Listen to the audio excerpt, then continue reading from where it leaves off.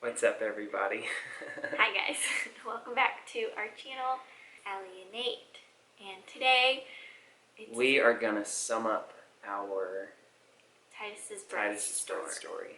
This is the third video we've done like this. I've done one for each kid. I didn't know I was in labor. It started 10:30, or I woke up around 10, and I had like crampy type stuff. It felt like period cramps, and like every time someone has said period cramps contractions, I never believed them because my period cramps and my contractions with the last two were so different. So I was like, oh, this is whatever, this is nothing. And then at 10:30 I noticed that they were kind of like consistent, so I started timing them, and I timed them, and I was still doing stuff, and he was out and about. Basically, I just went out to have lunch with my dad. Yeah, and like I didn't even tell him that I think I told him, oh hey, like having contractions, but I wasn't like, oh hey, I'm in labor, you need to come home now, until like 2 o'clock. And I was still doing stuff. I was like doing laundry. I wanted to get everything done and like put away before the baby was born, so I didn't have to worry about it after the baby got here, but that didn't happen. And like there was laundry like still going, and he got home and it was 2:30, and I texted the midwife like, oh hey, these contractions are kind of picking up, like, but I'm not gonna go in just yet, just because I didn't feel confident that it was labor. So I was like really doubtful, like questioning myself, and I was like, this can't be it, this is for sure not labor. And then they started to get pretty intense around, what, like 3? I got home a little before 2, and then we talked for probably 15 or 20 minutes. We had decided, well, let's just go curb walking and see. Yeah, things that would help progress labor if I was still, because I thought if it was labor, I was still really early, like 2-3 centimeters dilated. So I wanted to, my goal was to labor at home for a lot of it and do things to progress labor at home. So I told my mom, I was like, I'm gonna get in the bath and just like relax for a little bit. And the midwife had told me to lay down and drink some water, and if they don't go away, then to like continue timing them, and that's what I did. And then he got home and we did the curb walking.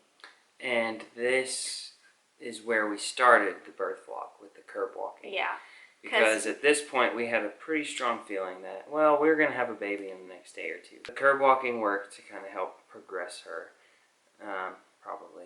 That's when I started to feel like pressure, and they were getting more intense to where I had to like really like breathe through them and like concentrate. She was non-functioning. She could no longer do chores around the house. Right, I wasn't doing laundry anymore.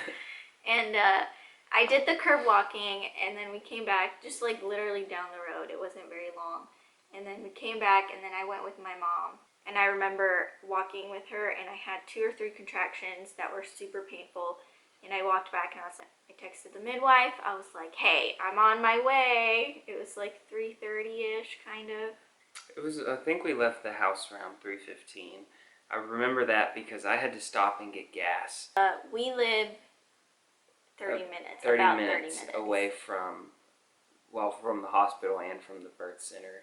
And, well, we arrived to the birth center. No, when you were getting gas, and that's when I was feeling like super intense pressure, because I guess the sitting position wasn't really helping.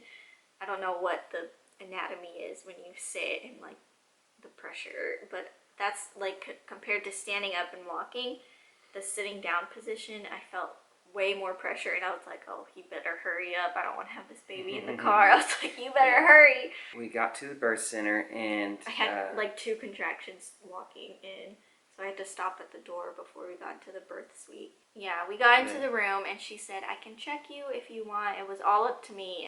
And I hesitated because with Amelia, when I was checked and I was feeling a lot of pain and pressure, I was only at a 6, and I was like, oh, I don't know if I can handle this. But then I lay down on the little pad thingy, got my spread eagle, and he was standing at the door, and the midwife checked me, and she was like, and it honestly was like the best check I've had because it was not painful. There wasn't pressure. She did a really good job of like being gentle, and she was like, And she told us that her uterus was facing, my the cervix was facing the wrong direction, was but this way. she was able to pull it forward, no problem. And then she said, "Oh, you're having a baby today." She's like, "You're at an 8." And I swear I was laying like this, and I was like, "What?" Yeah. I just looked at him, and his eyes were like, We were on the way in, and we were like, if we're at a 3 or 4, then we'll be able to get in the tub, and we'll like relax and like progress my labor. And I thought she was gonna say 3 or 4, and maybe 5 at most. It was like, well, we are gonna have this baby In a few very hours. soon. Yeah. So I was like, well, in that case, can I just like? I was like, can we get the bath going? And she was like, yeah, sure. We'll see if it fills up in time. Thankfully, it did, and we actually got to go through the bulk of Allie's labor in the tub. I'd say the hard stuff. Yeah, which I enjoyed. So while she was getting the tub ready, he went back to the car and grabbed our bags. I took a couple restroom breaks because I was just feeling like I had to pee a lot. And I remember at home I labored on the toilet a little bit, and in the birth center I sat on the toilet a little bit just because that's supposed to help you relax and open up and your pelvic floor muscles relax a little more. And my midwife even encouraged it. She was like, just stay there for a couple contractions just because you naturally relax on the toilet. Allie went ahead and climbed into the tub, and we kind of tried to make things comfortable, or as I was pretty comfortable as we could. Well, comfortable as in we were setting up the camera and trying to find like A good I was setting up the camera Yeah. and setting up angles and stuff, and just trying to. It was a small like bathroom for bath area. Yeah, so we were trying to find where to sit for the midwife and me, and just really get comfortable there. They say you can eat and drink in labor, but I wasn't really hungry. I didn't really want to eat, but I did want to drink my electrolyte drink, which was refreshing and it felt good, I guess. And I tried to have everything set up to where I would be the most comfortable. So he had the fan because the water was super hot, which was comfortable and like relieving on my back Hips and abdomen and stuff. Yeah, all of that. But I was getting sweaty, so he was holding the fan to my face, and then we had some relaxing music. So I was feeling pretty okay, handling it well. Right? Yeah. And pretty well. so in between, You freaked out on me a couple times. The fan. well, in between the contractions, I was still able to like.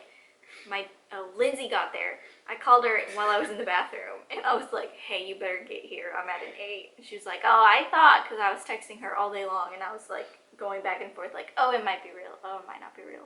But she got there, and she was really encouraging and helpful. And we were like hanging out and talking and laughing and cracking jokes in between contractions, and then I hit transition. And that was when I was like holding on to that little thing and just like looking down, even in between contractions, just because I could feel the pressure. But he got in. I got in the tub, and at first it was kind of uncomfortable for both of us because she didn't really want to move, and she was on her knees in the tub. And the tub, I mean, anyone who's ever been in a bathtub knows how hard the bottom is. And I was just trying to sit in there and comfort her, like rub her back and stuff, and just make her feel comfortable and know that she wasn't there alone. I started. Switched positions because it started getting very uncomfortable for her. Yeah, and I was definitely starting to feel that like pushing pressure. We were like adjusting and trying to get comfortable in between contractions because every time I had a contraction, it was painful. And I felt pressure, like my body was slowly starting to push, and I could feel it coming, like, oh, this is like go time, it's gonna happen soon. And so the position we finally settled on that was most comfortable for both of us. He was a birthing stool. I was a birthing stool, whatever the heck that is. But basically I was just leaning back against the tub, and she was kind of sitting on top of my legs, and I kind of had them propped up to where she wasn't sitting flat on the bottom. So yeah, and the midwife could still see, and she could still she did the little heartbeat thing to hear the baby's heartbeat, and she could still be there for the delivery.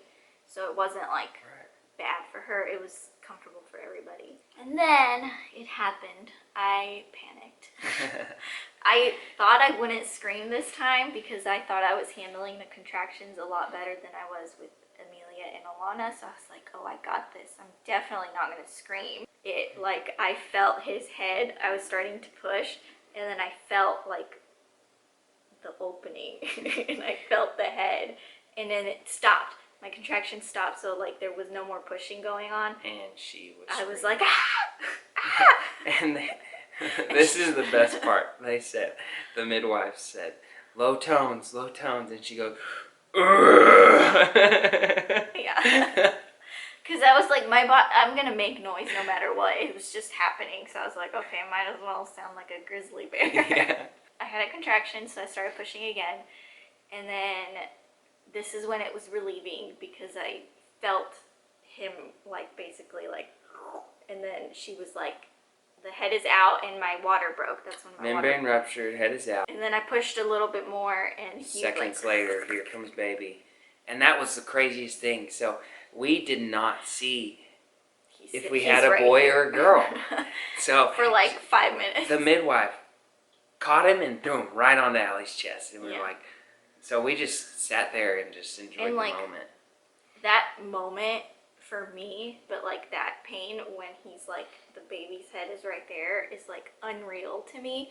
So for me, I feel like I blocked everything out, and I still remember it, but I feel like I blocked everything out. So when he was on my chest, I was just I went back on Nathan, and I was just it was shocking and surreal for me. That's why I wasn't oh, do we have a boy or girl? But he was oh, do we have a boy or girl? And I was I'm just so glad that's over. I'm just trying to chill for a minute and relax. We knew he was breathing, he had cried, and we knew he was healthy, his color was good, everything looked good, so we just got to enjoy the moment with him. So what happened, we were getting ready to get out of the tub, and because I still haven't, my placenta was still inside, so they needed to check that on the bed. But and then Lindsay had picked up the camera to turn off the video, and then that's when I realized, oh wait, we gotta find out if we had a boy or girl. It was a sweet moment, and it was I think it was really sweet, just thinking oh, it was this baby in my belly the whole time.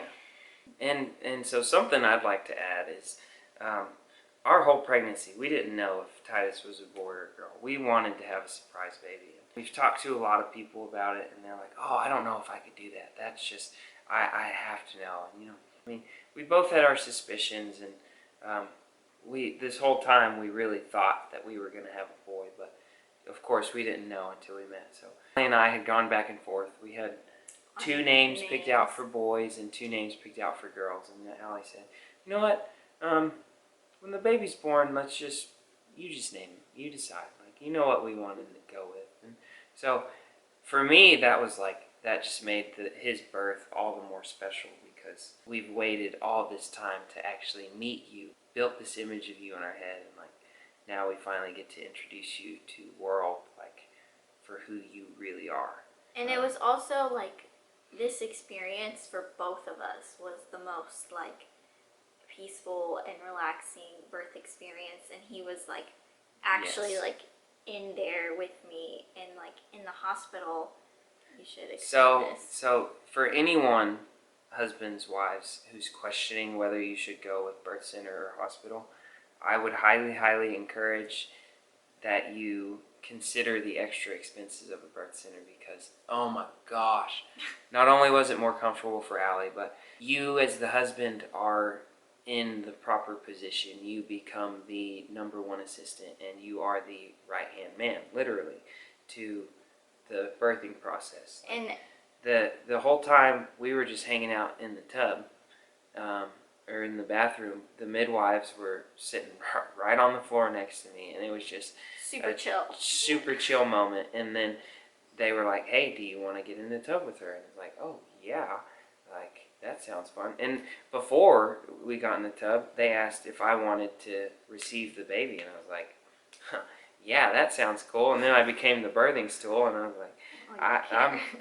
I was super thankful for that moment. For me, they were like, just do what your body, like, let your body do its thing. Like, just relax, let it, like, go with the flow. There was no running around. I wasn't attached to anything. Nobody was panicking. Nobody was telling me not to push, which is unbelievable that they say that to you anyways, because your body just does it. I'll finish with this. It's total opposite from hospitals, and I mean, I know doctors and nurses aren't ever going to say this, but from my perspective with Alana and Amelia, it was, get out of the way, stupid. Like, you don't know what you're doing. Like, you're just, like, why did you get her pregnant in the first place, kind of thing. And I know none of them probably felt that, said that, or even thought that, but It's just the that's vibe. just the vibe of delivering in a hospital versus the birth center. It's like, hey, can we get you anything? Like, do you need any help? Like, are you okay? Are you comfortable? Like, can we help you out? They were there for me just as much as they were there for Allie. And Lindsay, shout out to Lindsay. She was amazing. Shout out to both the midwives that were there. If you guys are watching this, y'all were amazing. Yes, thank you. So that is Titus's birth story. We are so in love with our little boy. I am so excited to have a little boy after 2 girls. I love my girls and I love my little boy. And the girls love this little boy also. Yeah. So On top of him. thank you, Lord. But thank you guys so much for watching. If you want to check out the birth vlog, it'll be on our channel, or I'll probably link it somewhere down here. Somewhere. Yeah. Thank you guys so much. Please like, comment, and subscribe. And we'll see you next time. All right. Bye. Peace.